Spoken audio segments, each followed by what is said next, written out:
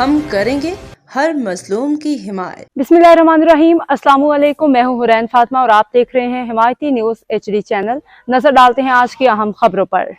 रोजनामा हिमायती news report. Ahmadin हिमायती Fahad भाई गौहर भाई की जुदाई को 2 साल मुकम्मल। अहल इलाका आज भी गमज़दा। कराची 20 और 21 जून 2024 की वो अलमनाक रात आज भी अहल इलाका, दोस्त, अहबाब, अजीज़ों, क़ारिब के जहनों में एक दर्दनाक याद बन के ज़िंदा है।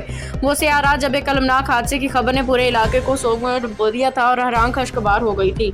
अहल इलाका का कहना है कि वो रात किसी डरावने ख्वाब से कम न थी। हादसे की खबर फैलते ही हर तरफ बेयकीनी, दुख और गम की कैफियत तारी हो गई। हादसे की तस्वीर, शनाख्त का मरहला, इसके बाद पूरे इलाके और मुख्तलिफ समाजी राबता ग्रुप्स में छा जाने वाला कोहराम आज भी लोगों को रंजीदा कर देता है। करीबी साथियों के मुताबिक हादसे से कुछ ही देर कबल कई अफराद की फहद भाई और गौहर भाई से मुलाकात हुई थी। बाल दोस्तों के फ़ोन पे हंसी मजाक और खुशगवार गुफ्तगू भी हुई थी, लेकिन किसी के वहमो गुमान में भी ना था कि चंद लम्हों बाद एक ऐसी अफसोसनाक खबर सुनने को मिलेगी कि वो हंसते मुस्कुराते चेहरे हमेशा के लिए हमसे जुदा हो जाएंगे। मुकामी अफराद ने बताया कि सबसे कठिन लम्हा वो था जब वालिदैन अहले खानों को अपने जिगर गोशा की वफात की खबर दी गई। ये एक ऐसा सदमा था जिसने ना सिर्फ खानदान बल्कि पूरे इलाके को गम में मुब्तला कर दिया। वक्त गुजरने के बावजूद उनकी यादें आज भी दोस्तों और अजीज़ों के दिलों में ताज़ा हैं।